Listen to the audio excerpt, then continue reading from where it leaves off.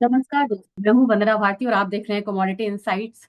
और काफी eventful week रहा जिसमें हम लोगों ने गोल्ड सिल्वर रेशियो पे डिस्कशन किया था। और मैंने ये भी कहा था कि गोल्ड सिल्वर रेशियो में गोल्ड जो है अब यहाँ पे आउट परफॉर्म नहीं करेगा। अब बारी है सिल्वर की, सिल्वर आउट परफॉर्म करेगी। और इस बार सिल्वर जो है ये 1 लाख से ऊपर गई। और ऑप्शन चेन के जरिए मैंने आपको ये भी बताया था कि 35 के करीब यहाँ पे सबसे ज्यादा ओआई खड़ा है। तो काफी चांसेस है कि एक बार 34 से लेके $35 तक सिल्वर जा सकती है। तो सिल्वर ने यहाँ पे हाई भी लगाया, तो $34.8 के करीब का हाई लगाया।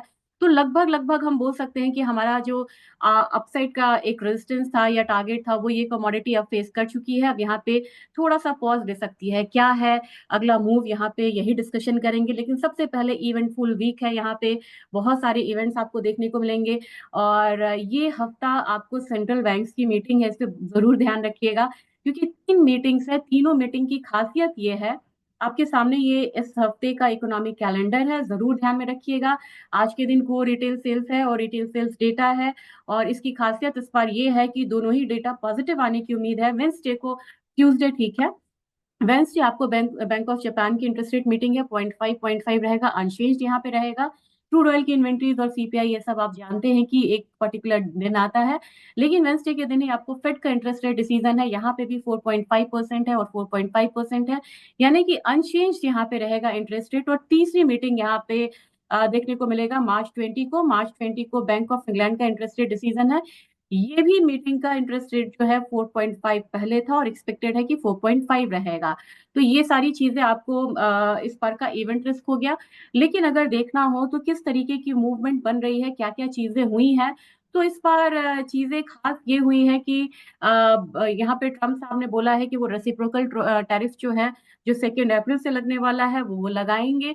दूसरी चीज है कि उन्होंने कहा है कि संडे को उनकी एक स्टेटमेंट आई थी कि ट्यूसडे वो बात करेंगे यूक्रेन से, रशिया से बात करेंगे। और रशिया से अगर बात पॉजिटिव होती है तो फिर सीज फायर की तरफ हम जाएंगे। आपको पता है कि जेलेंस्की यहाँ पे मान गया था, लेकिन रशिया का अपना कुछ उन्होंने कहा था कि हम कुछ शर्त के साथ यहाँ पे रहना चाहते हैं। तो फर्दर उसमें जो डेवलपमेंट है वो ट्यूसडे देखने को मिलेगा। तीसरी चीज यहाँ पे ये है कि मैं न्यूज ही आपको इनफैक्ट दिखाना चाहूंगी। ये ऑयल, जो लोग बोलते हैं कि क्रूड ऑयल में आप न्यूज कम दे रही हैं, मैं मुझे भी पता है कि मैंने इधर थोड़ा सा कम करा था। रेसिप्रोकल टैरिफ तो यहाँ पे लगेगा। ये तो एक बात हो गई कि उन्होंने कहा है कि रीअफर्म किया है कि रेसिप्रोकल टैरिफ जो है वो लगेगा। दूसरी चीज है कि एक असेसमेंट आया है, यूएस और ईयू ने बोला है कि ये जो टैरिफ क्लैशेस हो रहे हैं, तो सिर्फ यूनाइटेड स्टेट्स और यूरोपियन एरिया जो है, इसका जो लॉसेस होगा ये $9.5 ट्रिलियन बिजनेस का हो सकता है। तो काफी ज्यादा इम्पैक्ट रहेगा और ये इम्पैक्ट जो है स्टॉक मार्केट पे देखने को मिलेगा। लेकिन फिलहाल फिलहाल में ऑयल में एक पॉजिटिव मूवमेंट जो है वो देखने को मिला है। और उसके दो तीन रीजंस है। पहला यहाँ पे है कि यूएस ने इस बार अटैक करा है हुती पे और यमन पे। उन्होंने कहा है कि ये अटैक जो है ये कंटिन्यू रहेगा। अगर वो यहाँ पे अपने अटैक्स को बंद नहीं करते हैं तो न्यूज यहाँ पे, oil prices jumped in Asian trading session on Monday buoyed by prospects of trade disputes after China vowed to continue strikes against Yemen। तो यमन पे वो यहाँ पे कंटिन्यू करेगा।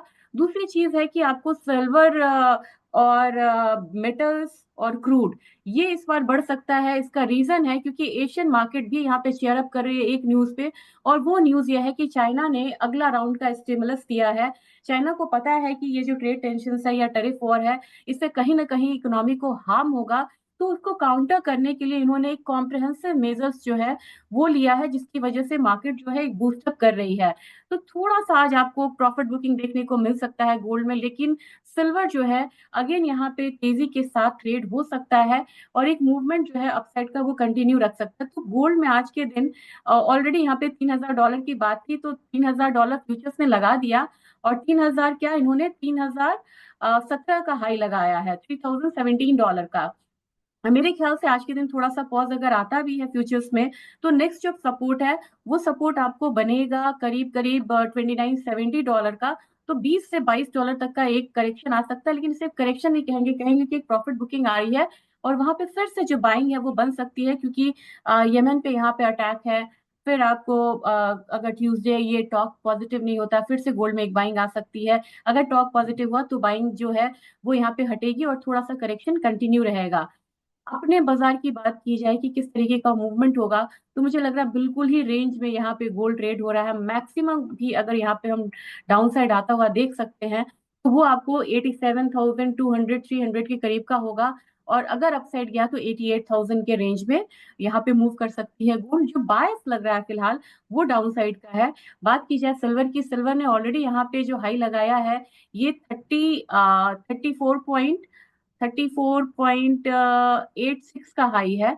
और अगर $35 से ऊपर स्टेबल होता है तो ही इस बार हम 2025 का जो टारगेट है ये $38 का लेके चलेंगे। लेकिन फिलहाल एक जो करेक्शन है वो आता हुआ दिख रहा है। हमारी बाजार में इसलिए नहीं है क्योंकि हमारा बाजार यहाँ पे रुपये पे भी चलता है, तो उसकी वजह से डाउन साइड थोड़ा लिमिटेड हो जाता है। हमारे बाजार में ये सिर्फ पॉइंट 153 रुपये नीचे है। जबकि बाहर के मार्केट में देखेंगे तो सिल्वर यहाँ पे 0.34% डाउन है, जबकि यहाँ पे 0.15% ही डाउन है। तो यहाँ पे भी फॉल लिमिटेड ही रहेगी। जो लो लगा हुआ था पहले का वो लो लगेगा 1 लाख के करीब, और वहां से फिर एक रिवर्सल देखने को मिल सकता है।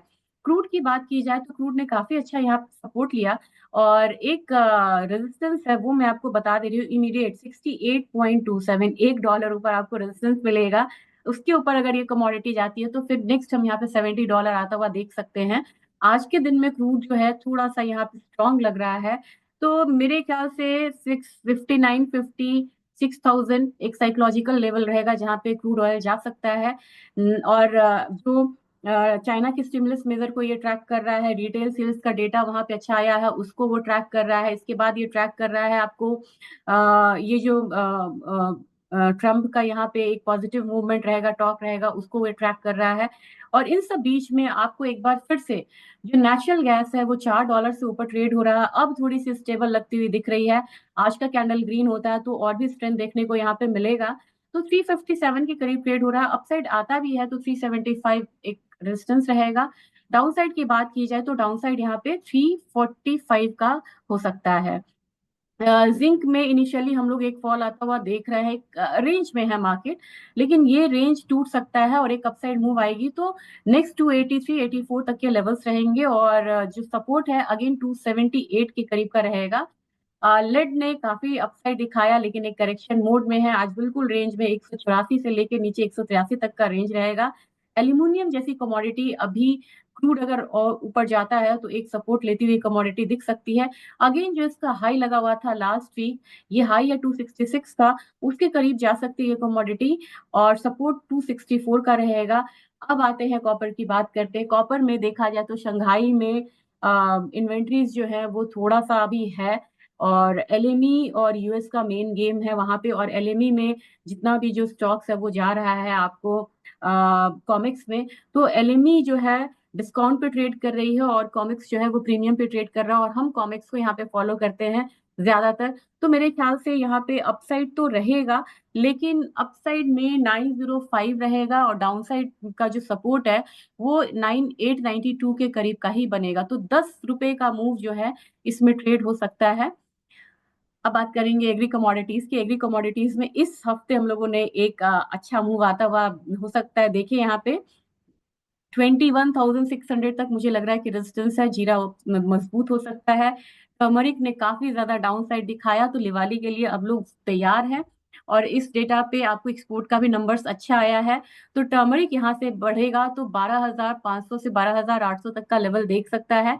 तो ये कमोडिटी अब स्ट्रांग लग रही है। धनिया की बात की जाए तो धनिया में भी हम 8,000 का, मैं बार बार बोल रही हूँ, 8,000 से लेके 8100 का एक रेजिस्टेंस है। और अपना जिसने रिसेंट सपोर्ट बनाया है वो ही सपोर्ट इसका काम करेगा, और ये है 77 62 के करीब का। कैस्टर भी ऐसी कमोडिटी है जिसने काफी ज्यादा डाउनसाइड आता हुआ देखा। अब कैस्टर में तो बोल रहे हैं कि फसल यहाँ पे कम है 10%, लेकिन मेन है कि ये जितनी भी कमोडिटीज हैं, ग्वार की बात करें, स्पाइसेस की बात करें, जितनी भी कमोडिटीज हैं यहाँ पे, ये सारी कमोडिटीज आपको एक्सपोर्ट कमोडिटी है। तो एक्सपोर्ट नंबर्स पे बहुत ज्यादा डिपेंड करता है कि एक्सपोर्ट किस तरीका का होगा। तो यहाँ पे 6300 से लेके 6375 तक कैस्टर स्ट्रांग लग रहा है। और ग्वार की बात की जाए तो ग्वार में मैंने कहा था कि ग्वार एक रेजिस्टेंस को लेते लेते धीरे धीरे बढ़ेगा। इसमें कह सकते हैं लक्ष्मण रेखा जो है ये है 5387 का। 5390 मान के चलिए, 5390 से ऊपर ट्रेड होता है तो टेक्निकली यहाँ पे ग्वार जो है साउंड रहेगा, अच्छा रहेगा।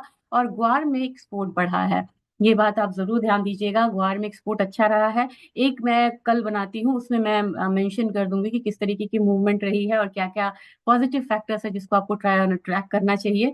तो मुझे लग रहा है कि इस बार 5500 तक ग्वार सीड इस रैली में जा सकता है। नेक्स्ट रेजिस्टेंस वही बन रहा है।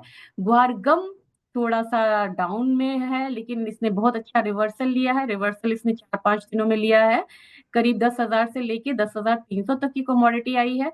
नेक्स्ट आप मान के चलिए यहाँ पे 10,575 के करीब कमोडिटी इनफैक्ट आ सकती है, 200-250 पॉइंट का इजाफा दिख सकता है।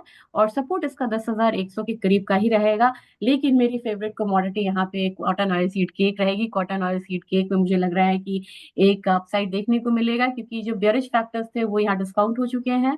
अब यहाँ पे कॉटन में आपको इस पर प्रोडक्शन कम है, तो चाहे वो कपास हो, कॉटन ऑयल सीड केक हो, कॉटन कैंडी हो, अब आपको बाइंग हर जगह दिख सकती है। अगर आइस कॉटन, यहाँ पे एक बारी मैं आइस कॉटन को ब्रीफ कर दूंगी, आइस कॉटन बढ़ता है तो उसका जो इम्पैक्ट है हमारे बाजार पे भी आएगा, क्योंकि जो डेटा रिवाइज हुआ है इसमें प्रोडक्शन को कम दिखाया गया है। तो ये आज का अपडेट था। फॉलो जरूर करिएगा जब आप ट्रेड कर रहे हैं। और वीडियो कैसा लगा ये जरूर बताइएगा, और मैं आंसर्स करूंगी। फीडबैक क्वेश्चंस का कुछ क्वेरीज रह गई हैं, मैं कोशिश करूंगी कि उससे मैं आंसर कर दूं। Thank you.